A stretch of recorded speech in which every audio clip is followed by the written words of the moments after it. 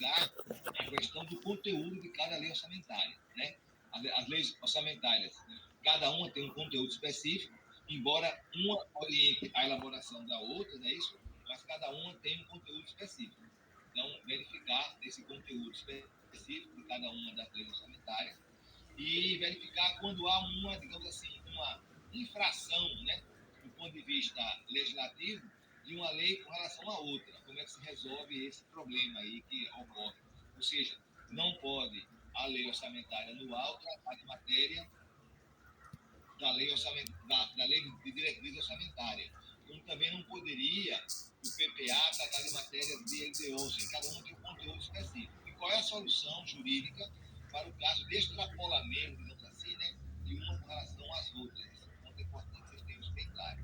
E verificar também que o orçamento ele só pode ser alterado por leis, né, que têm o mesmo processo legislativo. Não pode ser uma outra lei qualquer ordinária que poderá alterar as leis orçamentárias. Né? A lei orçamentária anual só pode ser alterada por meio dos créditos chamados adicionais e as outras leis por leis específicas cujo processo legislativo seja similar, né, semelhante, igual, melhor dizendo, ao das leis específicas. Quer dizer, esses pontos são importantes para que vocês precisem, tá certo? Um outro ponto importante que nós estudamos também, aqueles princípios orçamentários, né? Nós temos vários princípios orçamentários, o princípio da unidade, da, da legalidade, o princípio da universalidade, o princípio da especialidade, tudo são princípios que assim, informam, né, não só a elaboração, como também a interpretação das leis orçamentárias. Então, esses pontos são importantes para que vocês tenham isso bem claro. Um outro ponto também relevante das leis orçamentárias, que vocês devem ter isso claro, é o processo legislativo, né? Ou seja, o processo legislativo da lei orçamentária, ele tem ele se desenvolve, né, em conexão com as demais leis. Então, o processo da LDO tem que estar em consonância com a UPPA.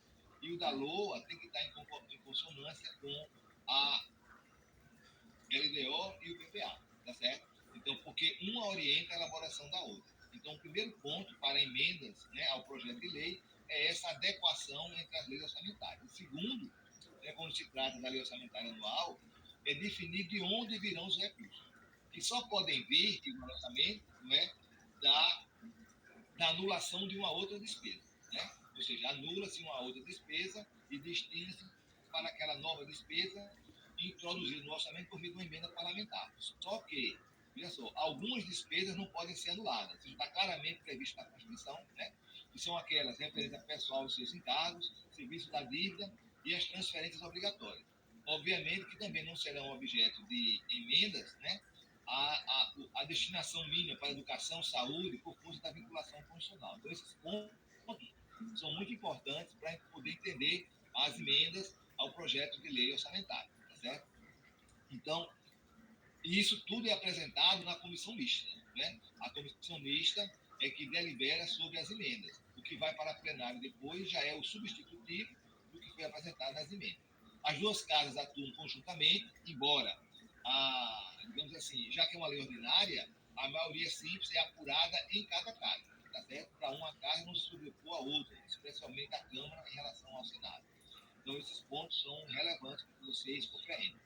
O chefe do executivo ele pode propor alteração ao projeto de lei enviado, é isso? Enquanto aquele ponto que ele quer alterar ainda não teve a sua votação iniciada na comissão mista. Até lá ele pode alterar. Também isso está expressamente previsto no texto constitucional, que é a chamada mensagem que pode fazer o chefe do Poder Executivo. Então, esses pontos, assim, vocês têm que dar com isso bem claro. Terminado isso, né, o processo segue o seu curso normal. Ele vai para a sanção presidencial, ou emenda, ou veto, melhor dizendo. A sanção e o veto, a sanção ela pode ser integral ou parcial, o veto integral ou parcial também. Né? Quer dizer, o veto pode ser por inconstitucionalidade ou por contrariedade ao interesse público. Né? E aí tem que ver, gente, que como essas leis orçamentárias têm um prazo, né, para deliberação, pode ocorrer que nós encontremos numa lei orçamentária, não é, normas com vigências diversas, né, em razão do veto.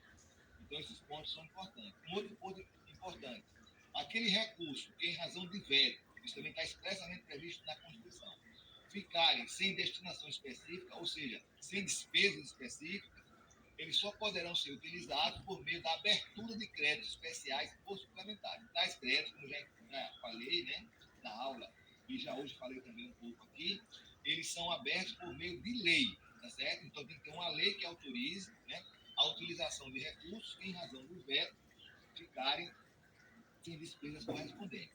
Então esses pontos são, assim, tem que ter isso bem claro, né? Obviamente que eu estou aqui simplificando, só apenas demarcando com vocês os aspectos da lei orçamentária. Um outro ponto também, gente, que é importante perceber,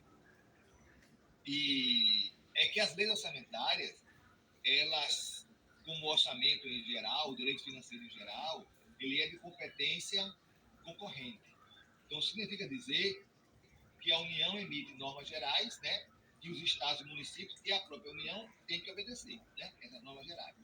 Então, nessas normas gerais, né, estão várias ações, né, várias questões relevantes para o orçamento, como, por exemplo, né, definição de receita corrente líquida, definição de gasto com pessoal, né, isso, definição de limites de endividamento, uma série de coisas estão lá contidas nessa lei. Então, obviamente que, quando se elabora a lei orçamentária, ela terá que observar essas leis complementares que veiculam normas gerais sobre direito financeiro. Então, um eventual descompasso, digamos assim, né, entre as leis orçamentárias e a lei que veicula normas gerais, aquilo que eu sempre falei em sala de aula e aqui estou reafirmando, não se trata de ilegalidade, mas de inconstitucionalidade, porque estaria a lei orçamentária anual dispondo sobre questões que é da competência, né, Jonathan, da lei que veicula a norma geral. Tá certo? Que, olhe bem, essa matéria hoje só pode ser veiculada por meio de lei complementar. Então, depois de 88, nós temos a lei complementar número 101, que é a chamada Lei de Responsabilidade Fiscal, uma lei muito comentada, não só nos meios jurídicos, mas também nos meios de comunicação. Então, essa Lei de Responsabilidade Fiscal estabelece normas gerais sobre direito financeiro. Então, ela é de observância obrigatória pelos estados, pelos municípios e pela própria União e pelo Distrito Federal, quando vão elaborar suas leis orçamentárias. Ponto. Um outro aspecto é que essa lei complementar não é a única que veicula normas gerais. Nós também temos a lei ordinária 4.320, que é de 64, mas que foi recepcionada, né, no contexto ali de norma geral. Embora seja uma lei ordinária, ela tem, digamos assim, uma posição dentro do mundo jurídico como se fosse uma lei complementar. Então, terá que também ser observado. Um outro ponto também importante, gente, olha bem, vocês sabem que no Brasil os poderes, né, eles têm autonomia financeira e orçamentária. Isso até é um corolário, digamos assim, né, uma reafirmação da sua autonomia, né, da autonomia que deve haver um com relação aos outros. Então, cada um tem a sua autonomia orçamentária. Mas, e também nós temos os órgãos, que, embora não sejam poderes, mas também têm autonomia orçamentária. Quais são? Ministério Público, Defensoria Pública e Tribunais de Contas. Então, olhe bem, esses poderes e órgãos, eles não têm, esse ponto é importante, viu, gente? Iniciativa legislativa em matéria orçamentária. Quem é que tem essa iniciativa? É o chefe do Poder Executivo. Então, o chefe do Poder Executivo, quando vai iniciar o processo legislativo da lei orçamentária, ele vai ter que ter uma, digamos assim, está agindo em consonância com os demais poderes. Os demais poderes encaminham para o Poder Executivo a sua proposta orçamentária. Isso quer dizer, eles não encaminham a proposta diretamente para o Poder Legislativo. Não. Eles encaminham para o Poder Executivo, que consolida essas propostas, elabora o projeto de lei e remete para o Poder Legislativo. Como a gente viu também em sala de aula, o Poder Executivo, que é quem tem iniciativa, melhor dizendo, o chefe do Poder Executivo, que é quem tem a iniciativa, ele só pode alterar essas propostas se elas estiverem em desacordo com o que já estabelece a LDO e o PPA, que já estão em vigor. Então, se as propostas estiverem em harmonia com essas leis que precedem, né, a lei orçamentária anual, não pode o Executivo estabelecer alterações nas propostas dos demais poderes e órgãos. Ele apenas as consolida e remete para o poder legislativo. A Constituição expressamente prevê isso, né? Quando diz que só pode o Executivo alterar essas propostas, que eu mencionei em sala de aula isso, se elas estiverem em desacordo. É por isso que, como eu falei antes, a LDO informa a elaboração da lei orçamentária anual e o PPA informa a elaboração das duas. Quer dizer, elas estão sempre em consonância aí com essa harmonia orçamentária que deve ser buscada sempre. Porque qualquer incoerência aí nesse processo dá-se-á um vício de inconstitucionalidade. Então, esse ponto é importante, tá certo?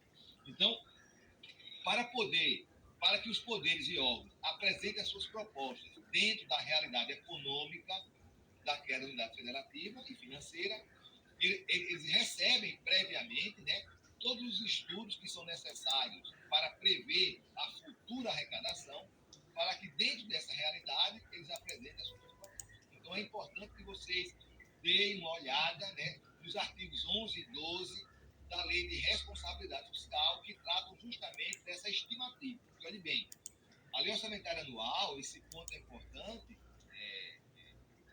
ela não cria receitas, ela estima as receitas. Não é isso? Ela estima as receitas. Então, essa estimativa, ela não é aleatória, ela é com base naqueles critérios que estão exaustivamente enumerados no artigo 12 da Lei de Responsabilidade Fiscal. É por isso que as leis têm uma conexão. Então, por exemplo, lá está dito que eles devem observar renúncia de receitas, questões econômicas, né? Alteração da legislação tributária, tudo isso é importante. Por quê? Olha bem, o Brasil é um Estado fiscalista, não é? Onde os recursos que ele arrecada advêm dos tributos. Bom, quando se vai estimar, né, o que vai se arrecadar no ano seguinte, vai se elaborar qual é a potencialidade que tem aqueles tributos para arrecadação. Por isso que é importante fazer impacto das despesas, né, fazer uma relação com o orçamento anterior, ter a projeção para o futuro. Tudo isso está ali delineado no artigo 12 da LRE. Então, esses pontos são importantes. Então, feito isso, essa estimativa, é que o Estado vai remeter esses estudos para os poderes, para que ele apresente as suas propostas. Agora, tem um ponto aí importante. Olhe bem.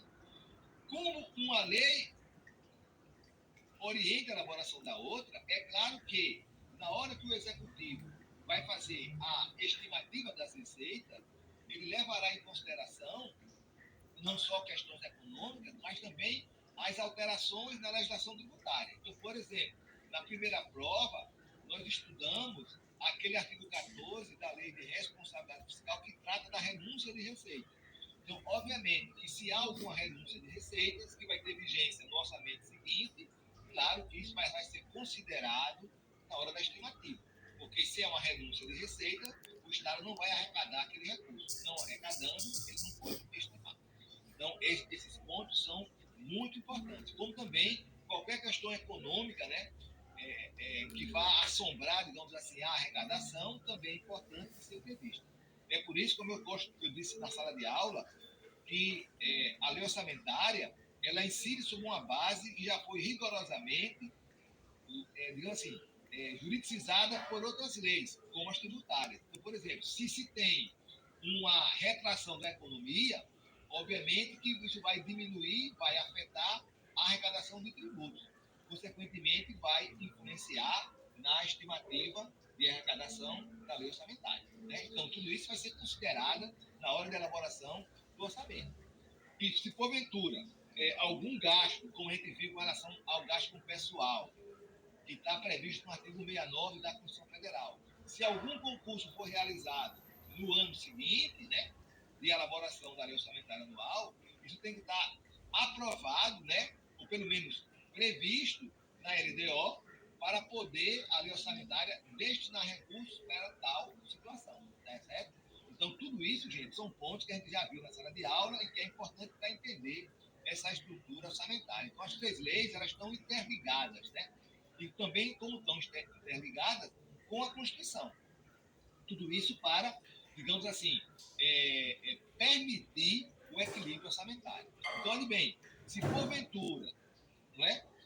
Eu falei que, se em razão de veto ficar recurso sem despesa, crédito suplementar ou especial, né? Se, porventura, o Estado arrecadar mais do que estimou, por qualquer razão, não é isso? Também porque um tributo pode ser criado depois de pronta já a lei orçamentária, então ele não foi estimado. Como é que o Estado vai despender esse recurso? Também pela abertura de crédito suplementar especial, que são abertos por lei. Então, veja só, gente, a lei orçamentária vai estimar todo esse material, né? Esse material financeiro, digamos assim. É por isso que, gente, nós não podemos interpretar a lei orçamentária como interpretamos uma lei penal, uma lei civil, porque a lei orçamentária ela depende fundamentalmente dessa base econômica, não é? Sobre a qual ela vai incidir, que é a estimativa, não é? Dos recursos que se dão com base na cobrança dos tributos. Então, esses pontos são muito importantes para a gente entender essa estrutura toda da lei orçamentária. Um outro ponto também importante, ainda relacionado com essa questão do orçamento público. Os dois anexos que devem conter a lei de diretrizes orçamentárias. Né? Esses dois anexos estão previstos na lei de responsabilidade fiscal, que é o anexo de meta fiscal. Essa meta fiscal é muito importante, inclusive que ela vai informar, quando for o caso, de contingenciamento dos gastos públicos, né? Como também dos riscos fiscais. Porque esses dois pontos são importantes na hora da execução do orçamento. E lembrar uma coisa, veja só, quando se vai encaminhar para o parlamento, né, a lei orçamentária anual, já estão em vigor o PPA e a LDO, não é? Então, quer dizer, o PPA ele vai ser encaminhado no primeiro ano do mandato, né, até o dia 30 de agosto, e vai ter vigência no segundo ano do mandato até o primeiro ano do mandato subsequente. Tá certo? A LDO é encaminhada no dia 15 de abril e tem que ser aprovada, gente, até a primeira parte da sessão legislativa, que é 17 de julho. Se não for aprovada até lá, qual é a consequência dele? Não pode o Congresso Nacional entrar em recesso. Porque como a LDO vai formar a elaboração da lei orçamentária anual e ela será encaminhada no dia 30 de agosto, claro que ela vai ter que estar já vigente para orientar a sua elaboração. Então, essa é a questão importante. Então, quando a lei orçamentária anual foi encaminhada, o projeto de lei, já estão em vigor as demais leis para poder orientar a elaboração dela, tá certo? Então, claro que aquelas despesas que não foram eleitas como diretrizes para o ano seguinte, né, pela LDO, não podem, né, obter dotação por meio da lei orçamentária anual. Essa conexão é assim primordial para que vocês entendam essa estrutura das leis orçamentárias, né? Compreenda a conexão que há entre elas, né? Então esses pontos são muito importantes. Então, quer dizer, a sanção, digamos assim, a consequência, melhor dizendo, normativa, no caso da LDO, se não for aprovada no prazo constitucional, é que o Congresso não entra em recesso. Um outro ponto importante, se não for encaminhado, isso eu falei em sala de aula e todo mundo acho que compreendeu bem isso. Quando o projeto de lei não é encaminhado no prazo previsto na Constituição, no caso da lei orçamentária anual, que é no dia 30 de agosto, o Congresso pode tomar, né, isso como projeto a lei vigente, né, para poder não ocorrer uma anomia orçamentária. Isso está previsto na Lei 4.320. É por isso que é muito importante, minha gente, quando vocês forem estudar, já que tiveram mais uma semana aí de possibilidade de estudar a matéria, não verificar tanto que está previsto na Lei de Responsabilidade Fiscal, Lei Complementar 101, como também na Lei 4.320 de 64, que lá também tem esses pontos que são fundamentais para entender isso, tá certo, gente? E um outro aspecto importante que ele tratou lá, existem alguns problemas, né, que a gente deve estar preparado para resolver se eles surgirem, né? Um primeiro problema seria o Poder Legislativo, digamos assim, arquivar ou rejeitar na totalidade o projeto de lei orçamentária. É uma medida assim, rara de ocorrer, mas já ocorreu, isso aqui em Alagoas, e várias soluções podem ser preconizadas para resolver isso, né? No caso da rejeição, seria a abertura de créditos suplementares ou especiais durante o exercício. Eu acho isso meio complicado, como eu falei em sala de aula, porque nós não teremos um orçamento, né, para onde para que sejam abertos esses créditos adicionais dentro do orçamento. Há também quem entenda que seria o caso de se aplicar provisoriamente o projeto de lei encaminhado. Eu acho que não poderia, porque, como ele foi rejeitado, não há mais projeto de lei. Há uma solução que seria, digamos assim, aplicar ou despender os recursos destinados à chamada despesas obrigatórias. E há também uma outra possibilidade, que seria a lei orçamentária atual, né, que está em vigência no ano, ela não perder vigência em relação às despesas correntes. Depois ela seria ajustada durante o exercício seguinte, com a abertura de créditos suplementares especiais na própria lei orçamentária. Então seria uma solução, embora esse caso seja raro. Um outro caso raro também seria o chefe do executivo vetar totalmente a lei orçamentária. É mais comum, né, que o veto se dê parcialmente, tá certo? E aqui no veto parcial vem um ponto relevante. Se tem uma emenda ao projeto de lei orçamentária e essa emenda aumenta uma dotação, como não pode o executivo refazer a dotação original, ele terá que vetar totalmente, ou então ele terá que aprovar completamente aquela alteração. Então, nesses casos, né, se porventura ele vetar totalmente, vai ficar recursos sem recursos correspondentes, vai ficar receita sem recursos correspondentes, o que, obviamente, resultará na necessidade de abrir crédito especial ou suplementar para despender aquele recurso. Agora, uma situação que é mais comum ocorrer é o projeto de lei não ser aprovado dentro, digamos assim, né, do prazo previsto na Constituição, que é até o final da sessão legislativa, a segunda sessão, a segunda parte, né, da sessão legislativa. Então, nesses casos, né, se começa o ano e o orçamento ainda não foi aprovado, uma solução que é muito utilizada pela União, por exemplo, é o pagamento das despesas obrigatórias. As demais despesas não podem ser realizadas, porque não há o quê? Uma lei autorizando o seu pagamento. Como as despesas obrigatórias ela tem amparo constitucional, então essas despesas poderiam ser pagas, né, pela autorização constitucional. As demais não. É uma solução. Outra solução seria aplicar provisoriamente o projeto de lei encaminhado ao parlamento. É uma solução que antigamente os autores falavam muito, a própria União seguia, porque havia uma autorização da LDO para isso, mas nesses casos também eu vejo um problema, porque não se tem como aplicar um projeto de lei, né, já que não é lei ainda. E uma outra solução, né, que é uma solução mais, que até eu falei em sala de aula, né, de uma experiência local, é uma solução mais, digamos assim, que impõe mais rigores, digamos assim, ela autorizaria ao executivo promulgar como lei, obviamente, o projeto enviado, já que o parlamento não deliberou no prazo previsto na Constituição, e haveria, em tal situação, uma espécie de aprovação tácita por decurso de prazo, já que deixou em albes o prazo escorrer.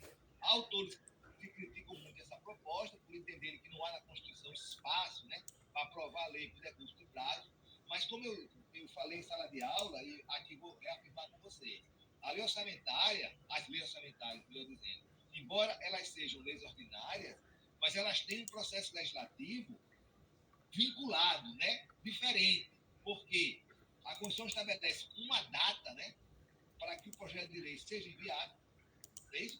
E também estabelece uma data, né, para que o Poder Legislativo encerre as discussões sobre o projeto de lei e remeta para o Executivo para sanção e promulgação posteriores, né? E publicação. Então, se tem esse prazo, tem que haver, penso eu, uma consequência jurídica dentro da estrutura constitucional brasileira.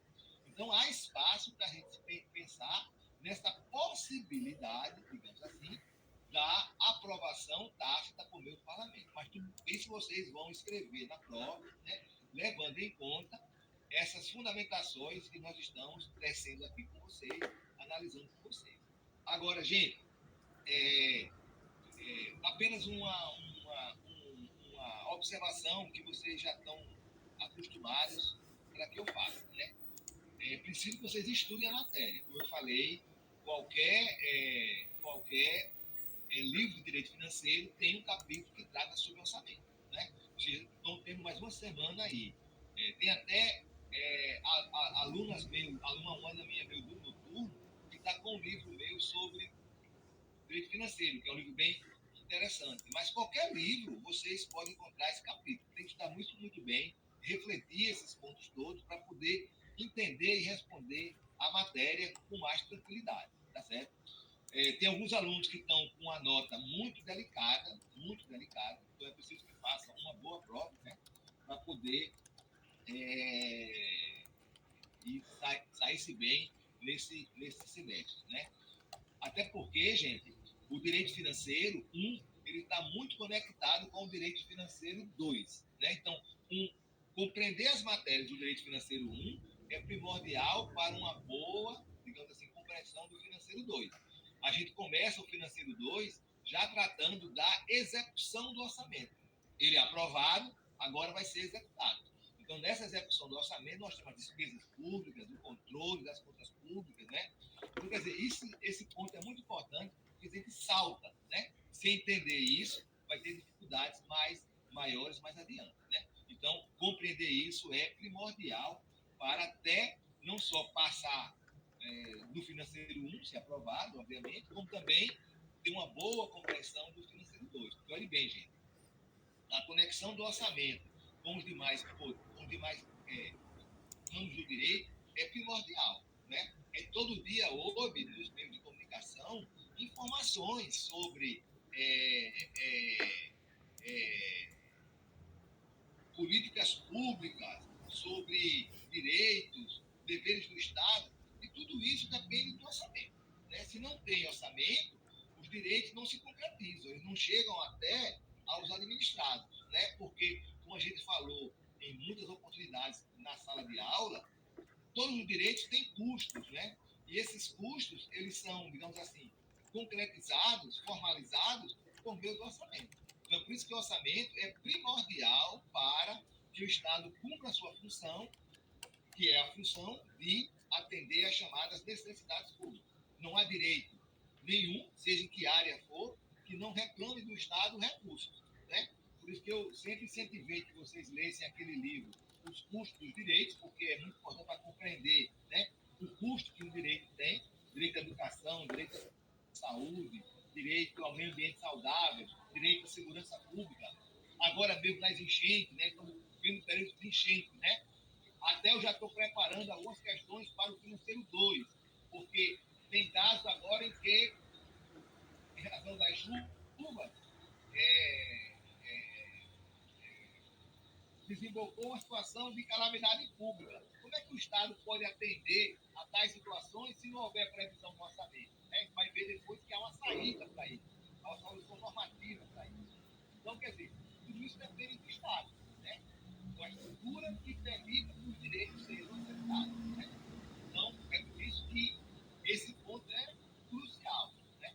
Para a gente entender como funciona essa questão toda. Então, gente, é estudar, né? Aproveitar esse período, né? Para poder enfrentar melhor a matéria, aprofundar melhor a matéria, mais uma semana de estudos, né? Para poder compreender bem a matéria. Hoje, agora, era para estar, né, fazendo a nossa prova, mas estamos aqui dando aula online. A vida é assim. É surpresa, né, Bruno? É surpresa. A gente quer ter voz ativa, né? Nós deixamos mandar, mas ele tem a voz ativa e carrega o para lá. Muda tudo, né? Então mudou, nós estamos nos adaptando aqui para isso, tá certo? Mas também tem que ver o lado bom da mudança, né? É a possibilidade de estudar mais a matéria, né? Aproveitar os dias, não ficar deixando escorrer esses dias, mas permitir que estude para fazer uma prova melhor, compreender melhor a matéria, né? Porque ela é relevantíssima para o entendimento do direito geral. Então, o direito financeiro orçamentário, ele não está sozinho. Né? É um direito assim que perpassa todos os demais direitos. Né? Porque se eu tenho direito à propriedade, a garantia da propriedade gera um gasto público, que vai ser, digamos assim, solucionado por meio do orçamento. Se eu tenho direito à segurança pública, da segurança pública. Se eu tenho direito à saúde, a questão fala só direito do dever do Estado, eu também tenho recurso para isso. Se eu tenho direito, digamos assim, para uma vida urbana mais tranquila, que não ocorra enchente, tem que ter recursos para fazer isso.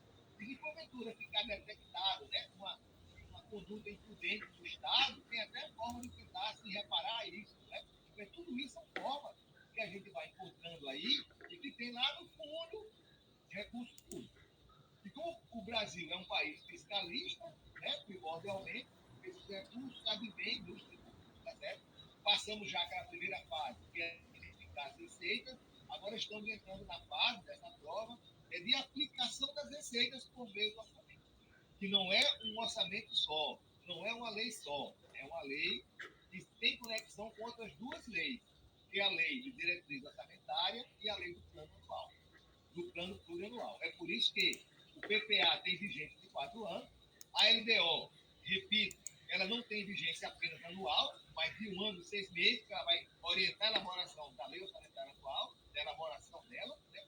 E temos a lei orçamentária anual, que tem vigência realmente anual. Né? Então, essas três leis se entrelaçam para formar aquilo que eu já mencionei, que a gente chama de orçamento programa. Então, esses pontos, gente, é crucial para a gente entender a matéria. Então, orçamento tem muito que se estudar e tem muito que se falar sobre ele, né? Especialmente não perdendo essa noção que ele está conectado com os demais ramos do direito ali para permitir a sua utilização.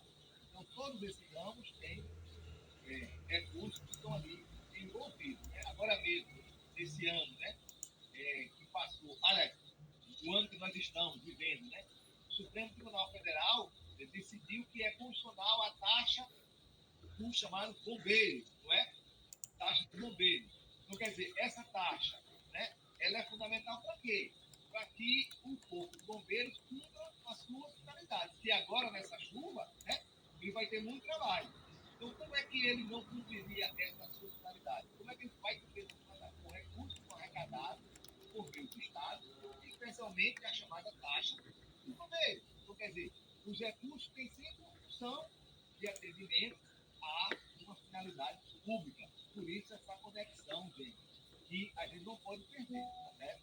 Então, nós temos as questões relativas à própria estrutura do orçamento, se é lei material, se é lei formal, se o seu conteúdo é obrigatório, é proibido ou permitido, aí vai ver que há essas três possibilidades, as emendas parlamentares, né, que se transformam em lei, ele é de cunho obrigatório.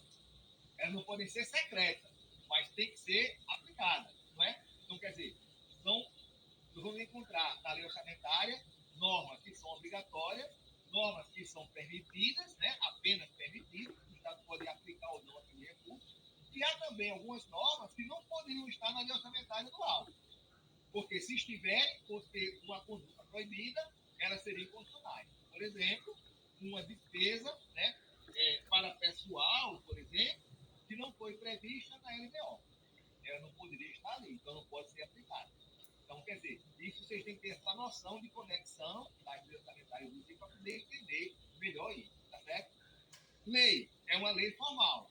Então, quer dizer, aquela discussão sobre a característica, digamos assim, a natureza jurídica da lei orçamentária, fica muito mais fácil quando a gente faz então, assim, uma análise mais detalhada, mais pormenorizada. Lei, elas são, todas são leis formais, que são aprovadas mediante o processo legislativo. Agora, dentro dela, nós temos leis que são normas, não mais leis, obrigatórias, proibidas e permitidas. Um outro aspecto importante é as leis as normas orçamentárias, elas são gerais e abstratas ou individuais e concretas? Bom, isso era uma discussão muito importante, porque sem as entendesse como sendo normas individuais e concretas, o Supremo entendia, com essa perspectiva, que não cabia o controle abstrato de constitucionalidade.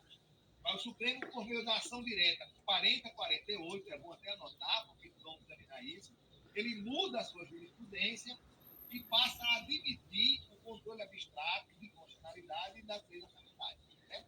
Então, ali ele muda realmente, revisa a sua jurisprudência e, independentemente do caráter dela, cabe sempre o controle abstrato. Um outro ponto importante também, gente. Se porventura uma lei orçamentária estiver em desacordo com a lei que veicula normas gerais, também é caso de inconstitucionalidade.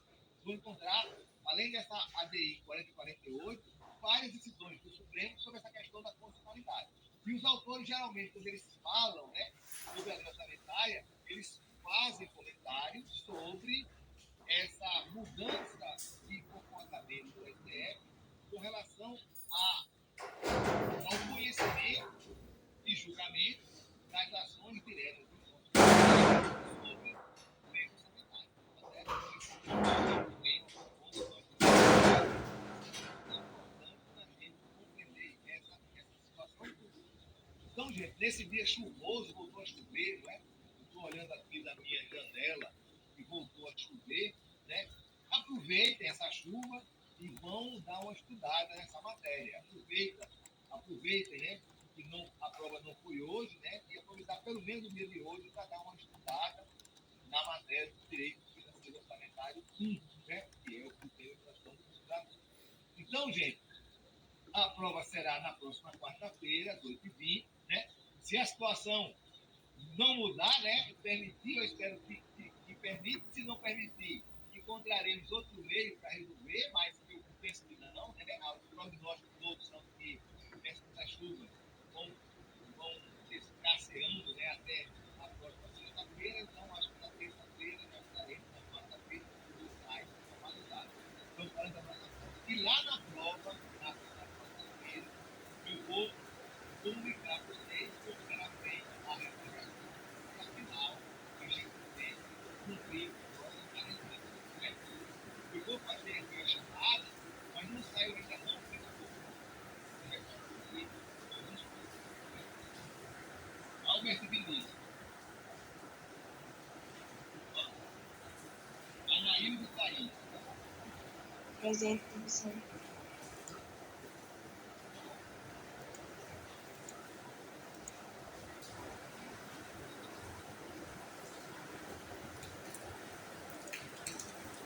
Anaíldo Thaís.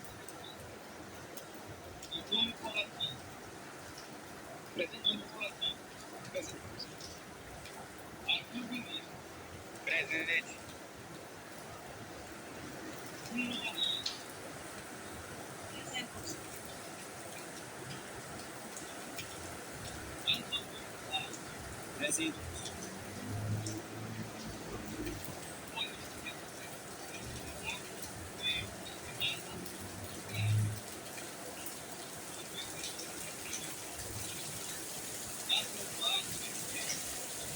Presente, professor.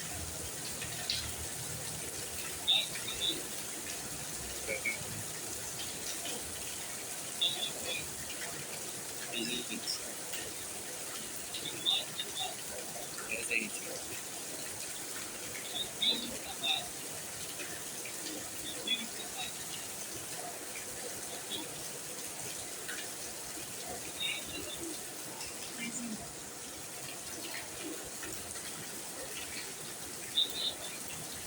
Presente, professor.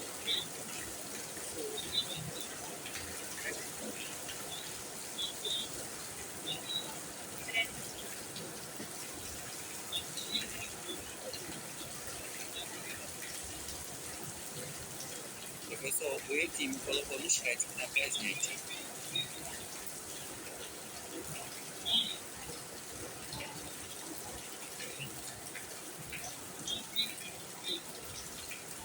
Presente.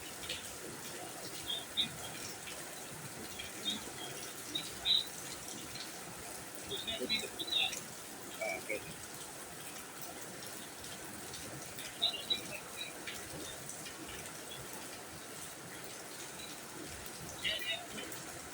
Presente, professor.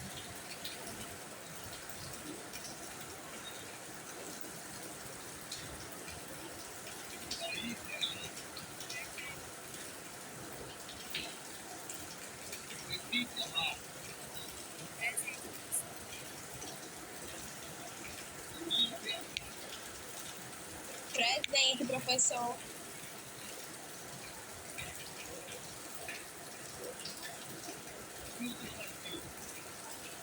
Presente.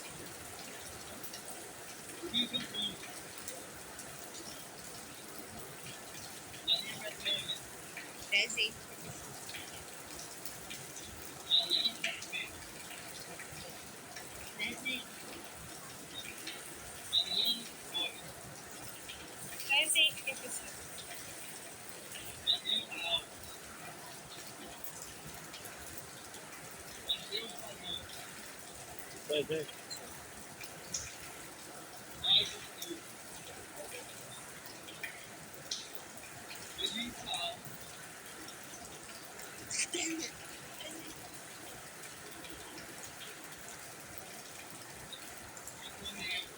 Presente, professor. Presente, professor. Presente, professor. Professor, eu tenho uma dúvida. Posso tirar do chamada? Presente, professor. Presente. Presente.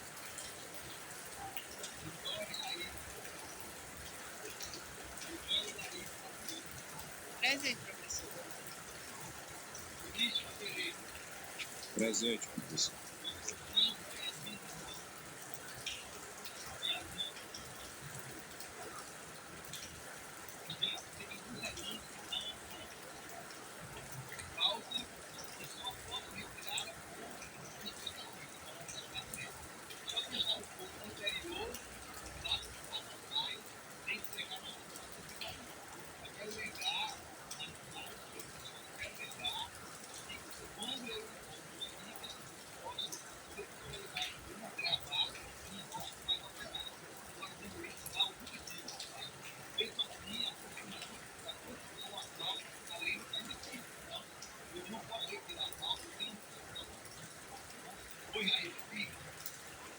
Professor, com relação à natureza.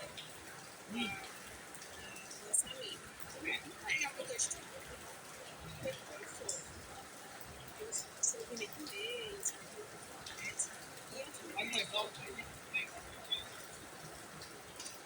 é sobre a natureza da gente.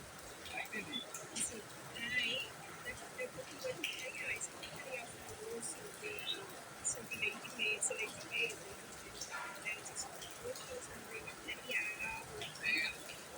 assim,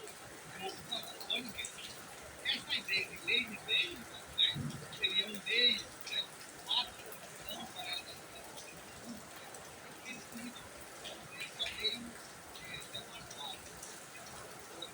que lei do material.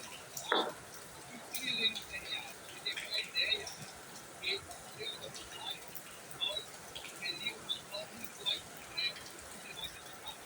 Nós teríamos um conteúdo mais de ato, a ideia de ato, porque a ideia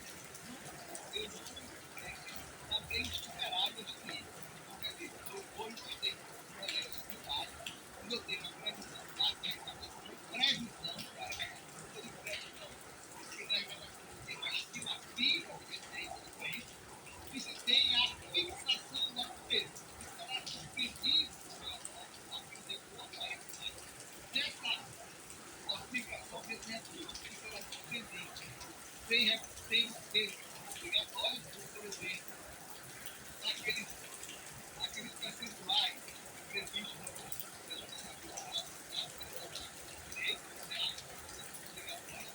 também tem, por exemplo, as emendas, e quando essa questão do Supremo conhecer ou não das ações de criminalidade sobre a lei sanitária, já está separado. Tem análise, tem julgamento, tem vários tribunais. Eu recomendo que você leia essa ADI 48, que é a primeira vez que você julga inclusive, ele até fala lá no final, lá na emenda, né? Revisão da lei, vai entender isso melhor, mas depois dela, teve várias decisões, tribunais do Supremo, orçamento, várias decisões já depois dela, inclusive, com relação à LRF. O legislador federal teve um estado membro do legislador, porque ele previu no orçamento, além do que está previsto na LRF, para a Caixa Municipal. Então, houve uma conferência nacional, o Supremo analisou a questão, viu, a meu ver, corretamente, não era uma questão de ilegalidade, mas sim uma questão de inconstitucionalidade, porque teria a LRF, e, por exemplo, se ocorreria no juízo normal, que está sendo uma matéria, vamos gerais, que poderia ser trabalhado por meio da lei fundamental, e julgou a lei, esse artigo daquele Estado membro e constitucional. Então, essa que é a natureza que eu percebo. Né? O que é essa natureza jurídica? É lei apenas formal ou lei a lei? Porque as suas normas são lei. E tem suas normas de normatividade. Agora, a norma cujo modal dela é obrigatório, não é isso? É obrigatório. Ou seja, a questão tem que ser aplicado, tem que ser executado, o recurso tem que ser defendido. Não há também normas que apenas permitem fazer. Né? Não está autorizado a votar, mas se não gastar, não está infringindo a lei sanitária. É importante para entender isso. Né? Ajudou? Entendi sim, professor. Muito obrigada. Pode pegar os autores mais falam do orçamento, especialmente o livro, que é do Castro, recurso da USP, que é o orçamento republicano de liberdade igual, ele fala que cada teoria dessa tem o seu momento histórico. Isso era importante lá naquele momento histórico, né? De aplicação, né?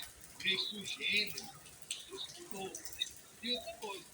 Aí você pode entender as orçamentárias brasileiras, né? Isso aí, com base no que ela está prevista na nossa Constituição. Porque muitas vezes.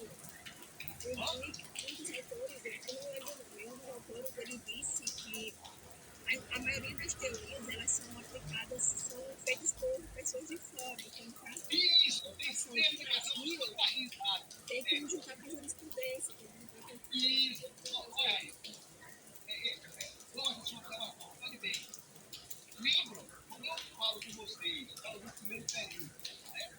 E também falo lá no quarto período, falo do, perdão, do segundo período, já falei com vocês que é fundamental para a ciência do direito, não é isso? Examinar, fazer a discussão que é aceito e o objeto. Porque, olha bem, muitas vezes esses autores estão falando da lei orçamentária de um outro país, perfeito? Do orçamento de um outro país. Aquilo que é perfeitamente previsto e aplicado lá, não é no Brasil. Certo? Então, por quê? O objeto não é outro, né? É o objeto previsto no nosso orçamento. Então, é importante a gente, digamos assim, naturalizar, trazer para dentro do nosso país a garantia das questões sanitárias. Como é que depois previu, disciplinou as normas das questões sanitárias. Só a partir delas, aí, ele vai entender qual é a natureza do orçamento. Porque muitas vezes o autor estrangeiro, e às vezes a gente incorpora, a doutrina estrangeira sem fazer, sem ter esse cuidado, eles estão falando de um outro sistema normativo. estou falando de outra da nota, obviamente. Para ver como é que a questão orçamentária está prevista. Era a mesma ideia de orçamento programa, que envolve 3 leis, né? É muito peculiar a ideia do partido. Tá certo? Mas eu espero que eu tenha ajudado isso. Obrigada de novo, professor. Então, gente, é isso. A aula de hoje era para tecer esse comentário. Foi bom que a gente fez uma outra revisãozinha, né? Vamos sair o ponto. O Beijo ali está aparecendo com um saxofone. Você é músico dele? Ficou legal. Para poder entender essa questão orçamentária toda, estude, aproveite essa experiência que você que ultrapassou, né, para que a gente estude mais um pouco e vamos para a nossa coisa. Verifiquem a frequência, né, os alunos que têm necessidade de fazer, né, porque eu estou o tempo inteiro falando isso, certo? Alguns alunos continuam sem dar a resposta. Aí depois, quando eu fechar e consiga, eu não posso mais fazer nada. Né? Então, isso que tem que dizer isso. Então, eu espero que na próxima semana as condições meteorológicas, né, não estejam mais agoniando tanto, né, Raíssa? E a gente possa fazer a nossa prova. Então, na prova da terça-feira, eu vou estabelecer com vocês como será tanto a reavaliação como o faremos a prova. Como eu falei, vai versar sobre o sistema, né? Eu não vou adiantar a prova aqui que ela será, e a gente vai fazer, já está pronto, inclusive, ela vai ser pronta. Então, gente, é isso. Então, eu vou encerrar a nossa aula, né? Com mensagem do povo. Ah, não, eu então, é isso, né? Eu vou encerrar aqui a nossa aula para poder a gente, vocês estudar mais um pouquinho. Então, foi um prazer revê-los, né? E até terça-feira. Aliás, quarta-feira. Tudo certo? Certo. Então, vai. Obrigado, professor. Bom dia. Então, gente, olha, só para confirmar, faltaram aula hoje. Albert, Jaqueline, Caroline Barcelos e Mariana Alves. Aqui, Albert. Cheguei agora. Então, gente, é isso. Então, a gente se vê na próxima semana, tá bom? Então, um forte abraço. Se cuide, cuidado com a chuva. Tchau. Querem fazer mais alguma pergunta? Tirar o problema, tirar a pergunta? Aproveita. Se não, só estudem mesmo, porque é importante, tá certo? Então, tá. Abraço, sem ter mais. Professor? Oi. Deixa eu aproveitar. Quem é que tá falando? É o Carlos, Carlos Augusto. Oi, Carlos. Pode falar. O senhor tem comentado do caso do poder legislativo que a gente falou que o orçamento. É uma situação, assim, improvável, né? Digamos, né? Porque o senhor já houve isso, né? Aí tem um caso, como é que resolve esse problema, né? Já que não pode ser iniciado outro processo legislativo, né? Eu falei hoje, né? Nós temos uma solução. Bom, há quem defenda que nesse caso, também, né?